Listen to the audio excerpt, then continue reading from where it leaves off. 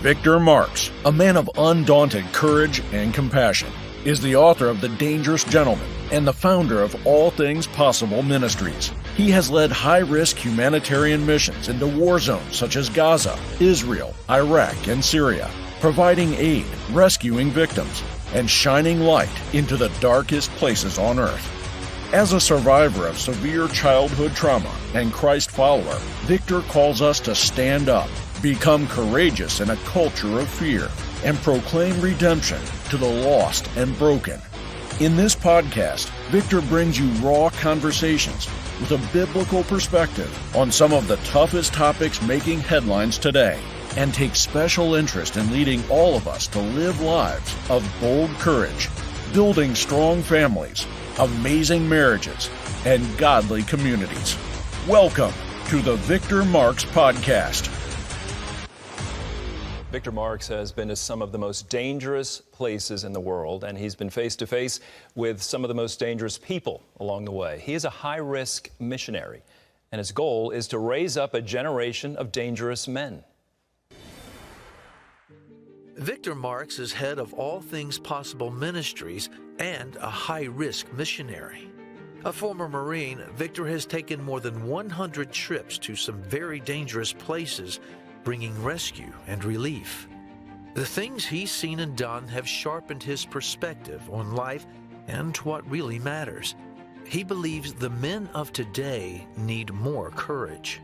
In a new book, The Dangerous Gentleman, Victor lays out the path for men to become courageous in a culture of fear.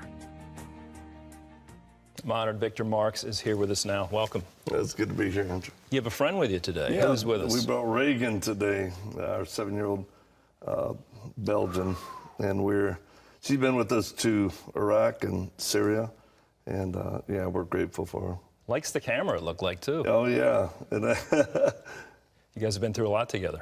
we have, and we're thankful to Baden K9 who provided and still does all of our canines for the work we do. And I want to let people know, too, a lot of you already know Victor, but some of you may think he looks familiar because you're actually, don't YouTube it now, don't go to the internet right now, but you hold the world record for fastest gun disarming and unloading, right? Do you still hold that record? I do. Under a second? Yeah, 0.8 of a second. So yeah, those videos, I think they've amassed over 1 billion views right now. Incredible. Yeah. All right, you're a former Marine, 7th degree black belt, Right. high-risk missionary. I mean, in Iraq doing ministry work, incredible. Yeah. I mean, how do you sum that up? Well, people go, man, you must be some type of super saint. I'm like, no. I just go to places so dark that you can be a spark for the Lord, and it comes off bright. And I think that's what I want to do at this point in my life, being an older lion, and that's the purpose of the book, The Dangerous Gentleman. We need young men and men in America who claim faith, but also those who don't, to step up and start leading, because we are in a very bad place right now. Your resume is incredible, very interesting. A number of years you spent in, would you call them youth prison? Youth prison prisons. facilities. What you saw there and experienced, talk about what you went through serving in that capacity. Well, I tell you, it really showed the results of a fatherless nation. For men not stepping in the role as dads, and you see the outcome of it. I mean, think about it. I was born in the 60s, and the majority, 70-something% of families, there was a father and a mother to raise the children. Without a dad in the house, you lose your provider, protector, and really someone to correct young men. So because of this and where we are, our culture, again, we're in a bad spot. And I'm going to tell you, I'm going to say something that's going to offend some people, and that's okay, because some people need offending. The church has really messed up to the point of, I think the model and the DNA of the church in America is bad. And it needs to be changed, because making the pastor or teacher some type of celebrity up on a pedestal, you may grow a church or a following, but if you're not making disciples and men who will put their faith in action, then you failed. Your journey started with a really horrific childhood, right? Can you share just a little bit about what you experienced? It's kind of made you who you are in some ways. It has, and I thank God he's a great redeemer. But as a child, you know, my father didn't claim me as his kid. My mother married 6 times, and I was abused and tortured as a kid and left for dead.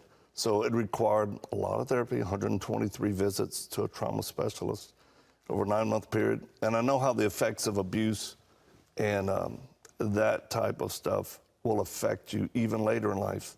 So my only hope was Christ and the Word. And again, not just the standard of regular Christianity doesn't really work for me. It had to be a strong personal relationship with the Lord. With that type of trauma, how did you find the Lord and receive his love? I was actually in the Marine Corps doing what I thought it took to be a man, which was wrong. There were masculine aspects of it. But a lot of people say, hey, dangerous gentleman, is it toxic? There is toxic masculinity in the nation. And that's not what I'm talking about. I'm talking about understanding God as a loving father. And what happened was my biological dad came back into my life through a letter. And he invited me to church. And it was through him that I received Christ at this church service. So I love the church. I love pastors who stand up for what they should. But I'm here to exhort those that are doing it for a vocation, a profession, or trying to do it for the ego. They should probably get out of the church and let men who know how to lead. Or if you're a really good teaching pastor, my deal is get a man who is a leader to lead your men's group, to raise up men, to let them really unleash them to do what they're called to do, which is fight a cultural war. Not just women anymore, but men need to step up. I mean, they're applauding children having stuff cut off of them or giving them pills. I'm fed up with the church being quiet and apathetic. My bride and I, we were in a film called Letter to the American Church. And if there's something I would tell people to do is watch that right now. It's as critical to our time as it's ever been for the church to wake up. You know, and I guess a lot of this comes out of, in reading your book, I found myself having greater empathy toward these young people locked up in these youth prisons. I mean, Yes. You encountered children that had horrific childhoods, Yeah. even one girl, a teenage girl with a demon, right? And Yeah. that was a fascinating encounter in your book. Yeah, which proves we're in a war. Men don't have to go overseas. Men don't have to take up arms to be able to fight the battle that's needed. It's right here in America. And there's very strong demonic activity. We have a film called The Unseen War. And we encourage people to watch that to really understand the battle that we're in. And I think once men do, and they start getting unafraid because of the power of God's Spirit and solid teaching of the Word, they'll step into the battle of this culture and we'll win it back. I was particularly struck, you tell men to hate their life. Yeah. It doesn't make sense, Victor. What do you mean, hate my life? Well, I guess to the current philosophy of the church, maybe not. But those are the words in red. Jesus said, hey, if you want to gain your life, you need to lose it. And he said, deny yourself daily, pick up the cross and follow me. So that's what men need to do. Follow Jesus, not necessarily a pastor, and make God your father, because that's the only answer in our nation for a fatherless nation for generations now. And for some of the older lines to step in. I got a friend, and Mike O'Malley, and he just took 18 young men ages 18 to 25, brought them to our training center to do a little physical training. But the whole deal, he's a 90-day program to see, and they work jobs. It's like you get up at 5:30, you be disciplined, because men in America right now, especially young men, need to learn how to be physically disciplined, emotionally stable, and spiritually strong. You're very confident, you're bold, you're assertive, but you're under authority too, aren't you? That makes all the difference in the world. Otherwise, I would just be some brash guy. People would go, well, he's loud or he's bold, but for what? I'm under the authority of Christ, who's given me a purpose and a passion. And my greatest accomplishment is not hurting bad people's feelings overseas or rescuing women and children, but it's being married to my bride for 35 years, having 5 children, which it isn't easy, and now we have 5 grandkids. Well, you're a very courageous, brave guy, but in reading this book, a lot of the courageous decisions going to these war areas, she said, let's do it. Oh, my gosh. You were following her. True. 4 months ago, we were in Iraq. Like, this isn't old stuff. 4 months ago, we did a rescue of a woman who'd been held captive 9 years by ISIS, had 2 children in captivity, 6 months planning, 5 days of execution. We won't get the details, but I will say this, she led the team. And when she's putting on her kit and gear, I said, can I just record you? Because I don't think people would ever understand.